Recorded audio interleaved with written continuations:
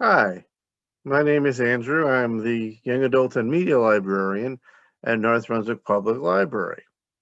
Today I'm going to look at a book that combines two things that I enjoy.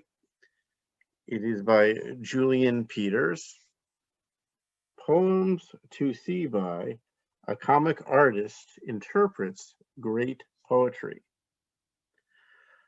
The artist, Julian Peters, take some poems, a lot of old poems, but some new poems as well, from their American and British poets, and including some of my favorites, such as Christina Rossetti and Langston Hughes, Edgar Allan Poe, William Butler Yeats.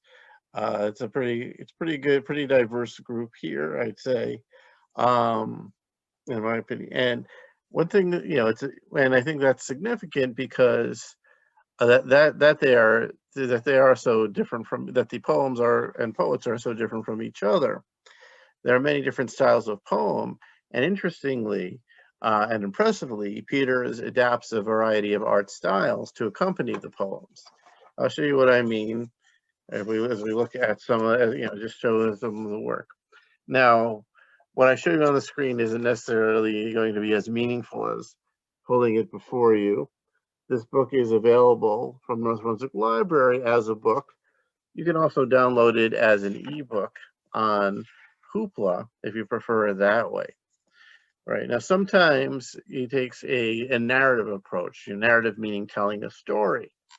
Right, it takes the poem Invictus, right, ending up telling a story of one character, and you get the sense, I got the sense that the words of the poems are what that particular character is declaring to himself. And then if you look at a very distinct, this one, if you look at the way he illustrated Maya Angelou's Caged Bird, you can see it's more abstract. The art looks quilt-like even at times. Right. So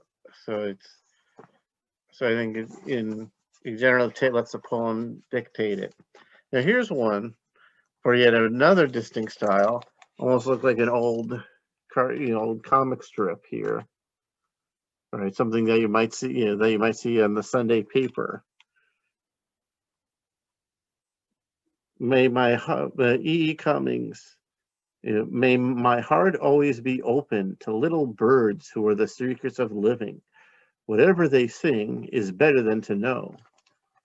And if men should not hear them, men are old. May my mind stroll around hungry and fearless and thirsty and supple. And even if it's Sunday, may I be wrong. For whenever men are right, they are not young.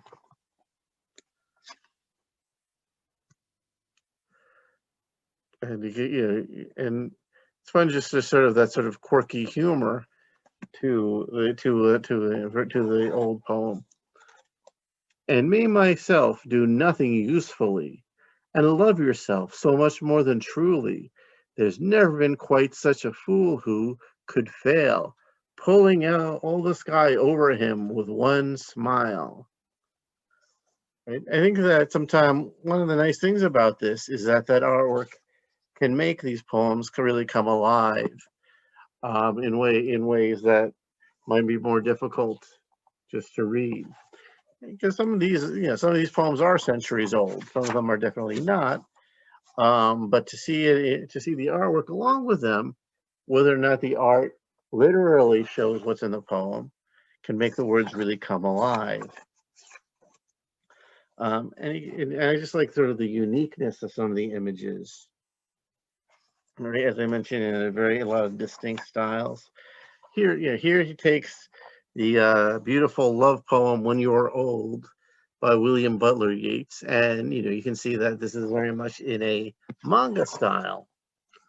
Right, you can see this class. If you take a look, classic eyes, things like that. Anyways, I can Yeah, I can be here all day playing with this. Oh, that's such a great picture. But I'll leave that to you to discover on your own.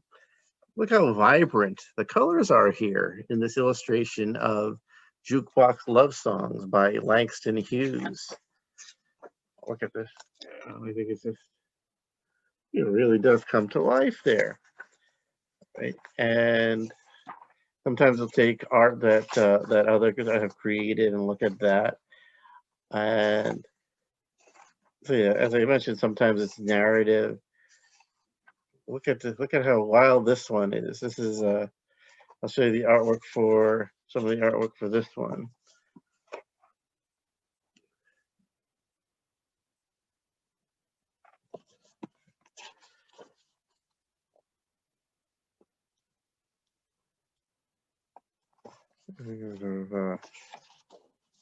That was for a poem by Dylan Thomas. The force that through the green fuse drives the flower.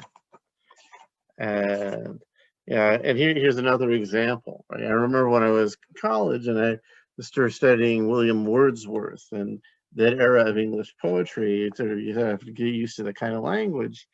However, if you look at the illustrations, and clearly there's a clever modern take on these here. I think that's nothing else that can really make the poems come alive.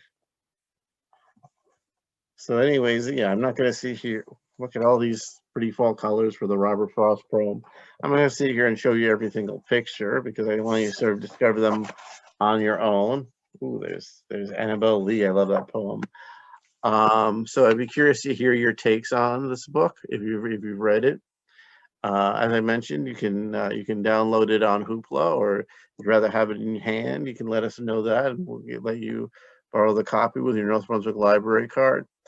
If you have any other books that you'd like us to look at, I'd be happy to discuss any book requests if possible. And happy reading.